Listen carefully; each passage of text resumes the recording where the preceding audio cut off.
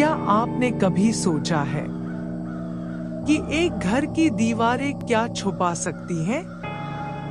क्या आप कल्पना कर सकते हैं कि परिवार के नाम पर कितनी भयावह चीजें हो सकती हैं? आज मैं आपको एक ऐसी कहानी सुनाने जा रही हूं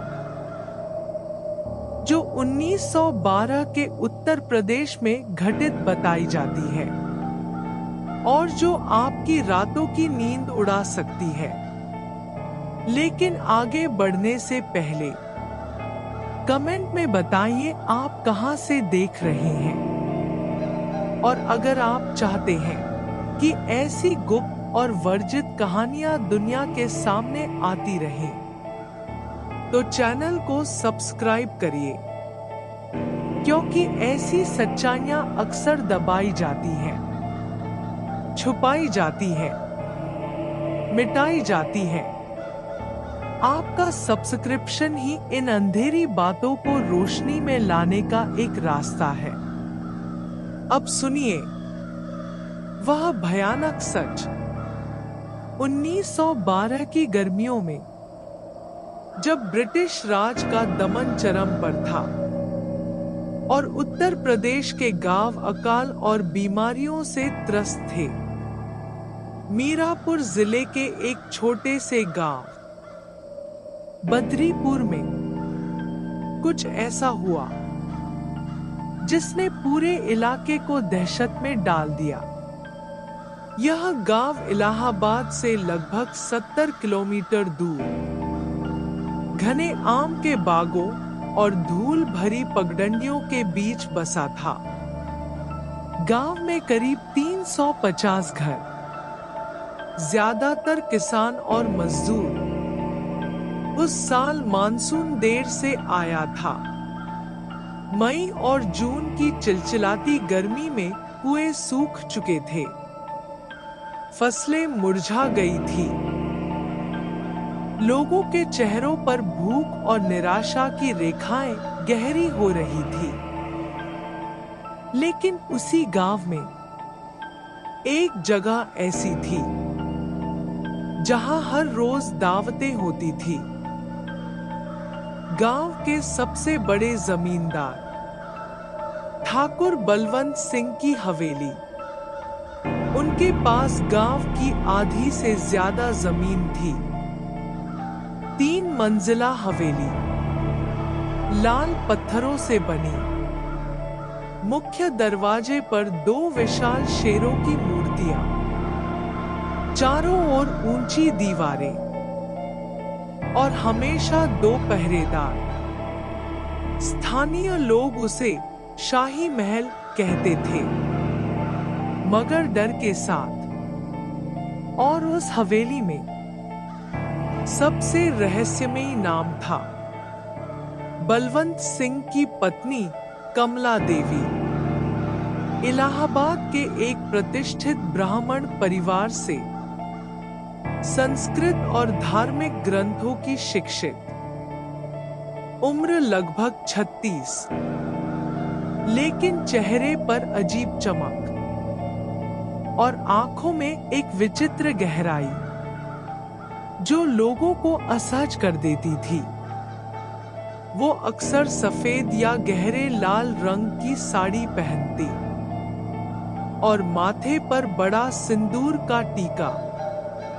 कमला देवी के 8 बच्चे थे, लेकिन ये बच्चे असामान्य रूप से शांत और डरे हुए दिखते। गांव के दूसरे बच्चे खेलते, हंसते, पर इन बच्चों को हवेली के बाहर अकेले कभी नहीं देखा गया। हवेली में नौकरों की संख्या भी असामान्य थी, कुल 22। रसोइये, माली, सफाई करने वाले, पानी भरने वाले, पहरेदार। मगर सबसे अजीब बात ये थी, ये सारे नौकर बेहद युवा थे और असामान्य रूप से स्वस्थ, सुंदर। वे सभी हवेली के भीतर ही रहते, एक ऐसे हिस्से में जिसे बाहरी दुनिया से पूरी तरह अलग कर दिया गया था। फिर गांव में अफवाहें फैलने लगी। धोबी रामू ने कहा, उसने तहखाने से अजीब आवाजें सुनी, जैसे कोई रो रहा हो या करा रहा हो। दूध वाली लक्ष्मी ने कहा, रात में दूसरी मंजिल से अजीब लाल रोशनी निकलती है और मंत्रों की आवाज आती है। और सब्जी वाला मुन्ना बोला, उसने पिछवाड़े में ताजा खुदी मिट्टी देखी, जैसे किसी ने कुछ दफनाया हो। लेकिन लोग डर के मारे चुप रहते। बलवंत सिंह शक्तिशाली थे और ब्रिटिश अधिकारियों से उनके संबंध थे। उनके खिलाफ बोलना मतलब मुसीबत मोल लेना। जुलाई के अंत में मानसून आया। भारी बारिश ने धरती भिगो दी। लोगों में थोड़ी राहत दौड़ी। मगर उसी समय एक घटना घटी जिसने सब कुछ बदल दिया। गांव के स्कूल में शिक्षक थे पंडित हरिशंकर शर्मा। पढ़े लिखे, जिज्ञासु, कोलकाता विश्वविद्यालय से शिक्षा, अंग्रेजी, हिंदी, संस्कृत तीनों में पारंगत। उनकी पत्नी सरोज और 6 साल का बेटा अनिल उनके साथ रहते थे। हरिशंकर को हवेली की अफवाहों का पता था, पर उन्होंने कभी खुलकर कुछ नहीं कहा। लेकिन उस आखिरी हफ्ते अनिल ने कुछ ऐसा देख लिया जिसे वह जिंदगी भर नहीं भूल पाया। एक दिन अनिल स्कूल से लौट रहा था। अचानक भारी बारिश शुरू हुई। वह बारिश से बचने के लिए हवेली की ऊंची दीवार के पास खड़ा हुआ। दीवार में एक छोटी सी दरार थी और उसी दरार से उसने हवेली का पिछवाड़ा देख लिया। बारिश के बीच कमला देवी खड़ी थी और उनके सामने कुछ युवा लड़के घुटनों के बल कांपते हुए। कमला देवी के हाथ में छड़ी थी और फिर उन्होंने एक लड़के पर वार किया। लड़के की चीख निकली और अनिल डर के मारे दौड़कर घर पहुंचा और पिता को सब बता दिया। हरिशंकर ने पहले इसे बच्चे की कल्पना समझा, पर अनिल रोता रहा, बार बार वही बात दोहराता रहा। तो हरिशंकर को लगा कुछ तो सच है। उन्होंने गांव के मुखिया राम प्रसाद यादव से बात की। फिर वैद्य मोहन लाल, पटवारी जगदीश और व्यापारी लाला सीताराम जैसे भरोसेमंद लोग इकट्ठे हुए।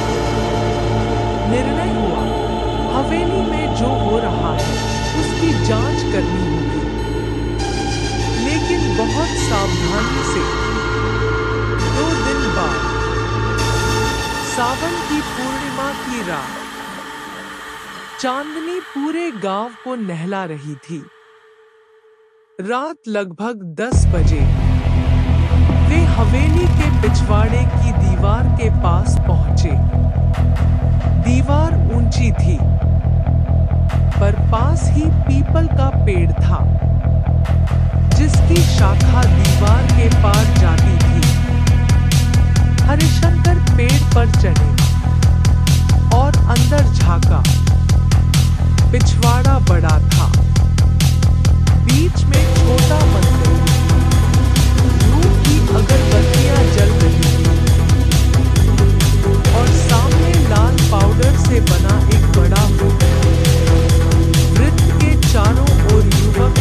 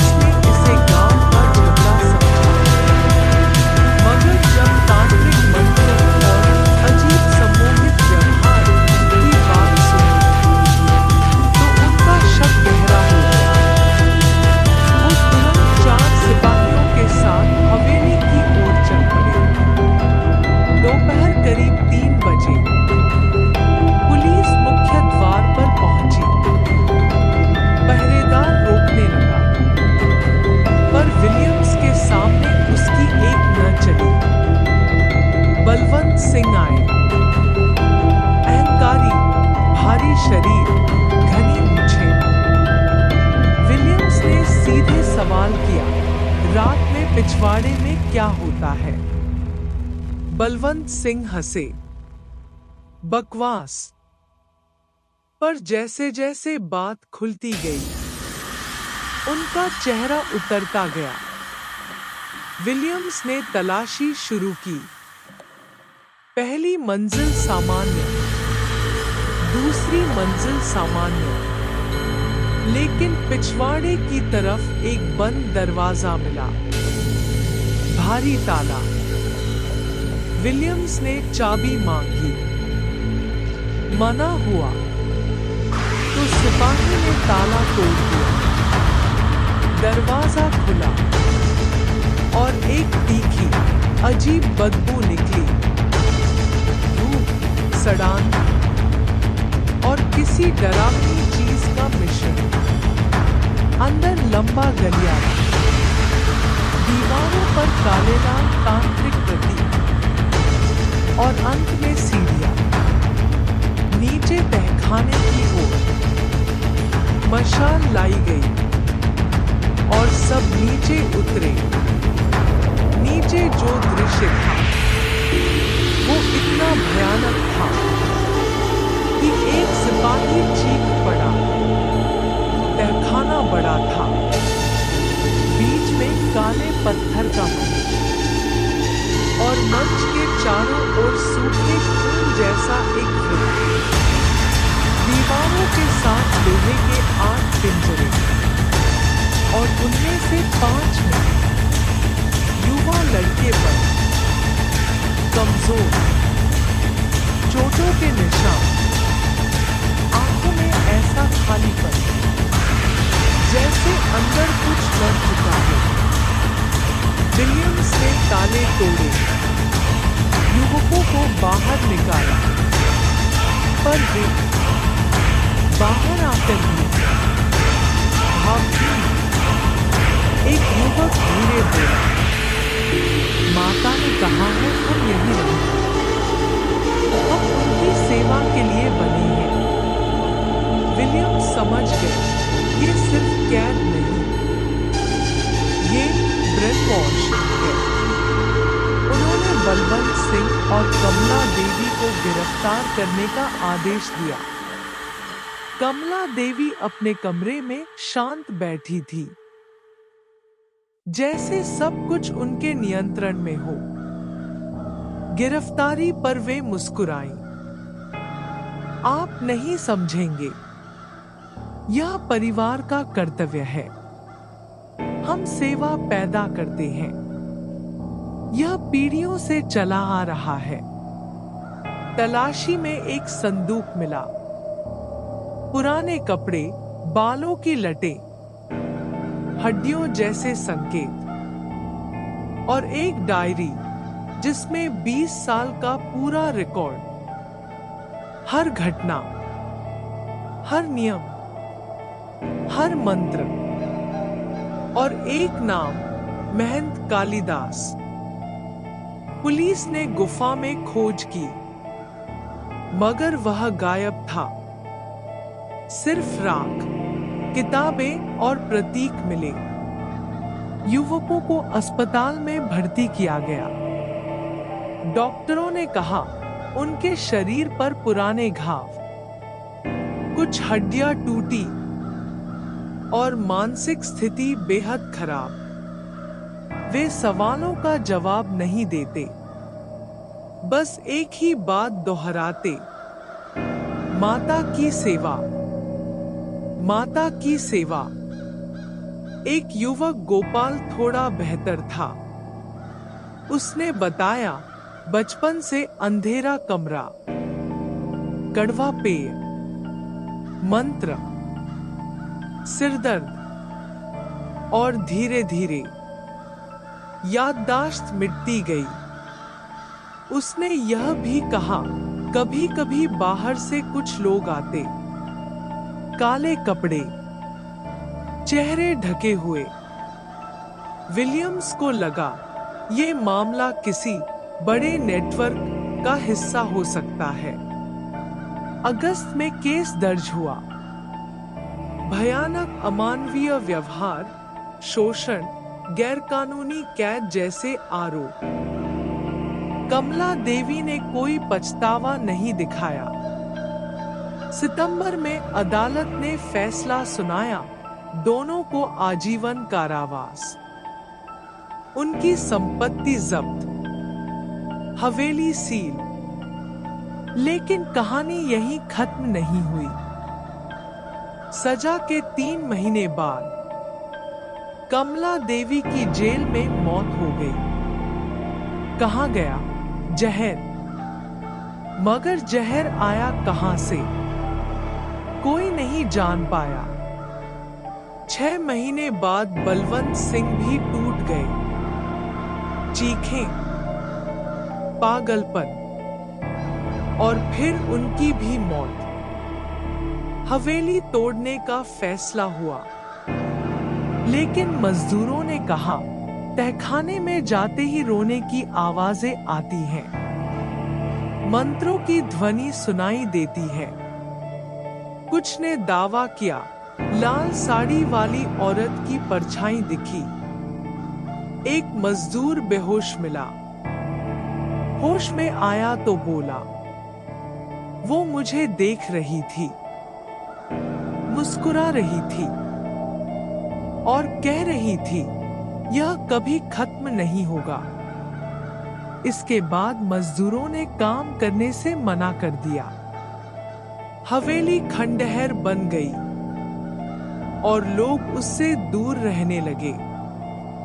हवेली से मिले युवकों में कई कुछ सालों में मर गए। डॉक्टरों ने कहा, उनके शरीर में अजीब जहरीले तत्व थे।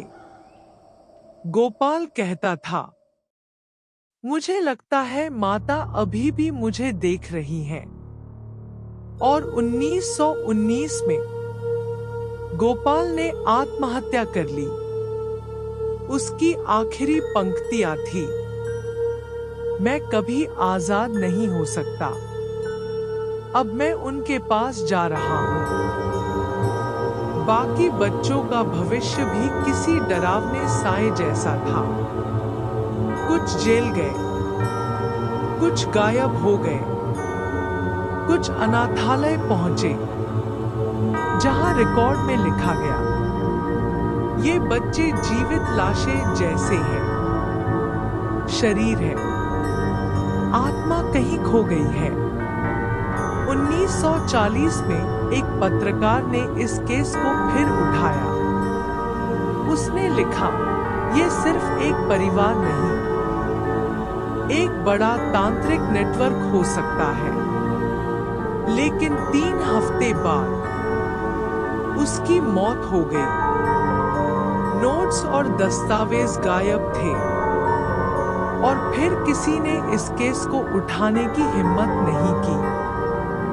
1980 में सरकार ने उस जगह को साफ कर पार्क बनाने की कोशिश की। खुदाई में एक और गुप्त कक्ष मिला, हड्डियां, किताबें, प्रतीक और एक डायरी जिसमें लिखा था, यह शुरुआत थी, मेरा खून, मेरे मंत्र, मेरी शिक्षाएं जीवित रहेंगी। यह कभी खत्म नहीं होगा। जांच शुरू हुई, मगर कुछ महीनों बाद बंद कर दी गई। कहा गया, ठोस सबूत नहीं मिला।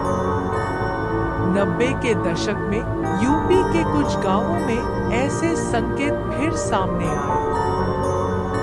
हर बार जांच हुई, पर सच्चाई अधूरी रह गई। और सबसे डरावनी बात, 1994 में एक युवा लड़का गायब हुआ। 3 महीने बाद लौटा, पर बिल्कुल बदल चुका था। वो बस एक ही बात दोहराता, माता की सेवा, माता की सेवा। और फिर एक रात वह लड़का खंडहर के तहखाने में उसी जगह मिला। बार बार वही, 3 बार, चौथी बार वह हमेशा के लिए गायब हो गया। तो क्या 1912 की वह भयावह परंपरा आज भी जीवित है? क्या कमला देवी के मंत्र और शिक्षाएं आज भी किसी रूप में चल रही हैं? इन सवालों का जवाब आज तक किसी के पास नहीं। लेकिन याद रखिए, दुनिया में जितना हम देखते हैं उससे कहीं ज्यादा अंधेरा छुपा होता है। परिवार के नाम पर, परंपरा के नाम पर, धर्म के नाम पर, और कभी-कभी जो सबसे भयानक होता है वो दिखता नहीं, बस महसूस होता है। पीढ़ी दर पीढ़ी खून में आत्मा हो। अगर इस कहानी ने आपको डराया, घबराहट हुई हो, यह स्वाभाविक है। लेकिन असली रोशनी केवल भगवान शिव बाबा में है। जब अंधेरा बहुत गहरा हो, तब प्रभु की शरण में ही सच्ची सुरक्षा है। उनका नाम लें, प्रार्थना करें और उनके मार्ग पर चलें। अगर आपको यह कहानी प्रभावित करने वाली लगे तो चैनल को सब्सक्राइब करें, घंटी दबाएं और कमेंट में बताइए आप कहां से हैं और आपकी राय क्या है। अंधेरे में भी रोशनी की तलाश कभी मत छोड़िए। भगवान शिव बाबा आपके साथ।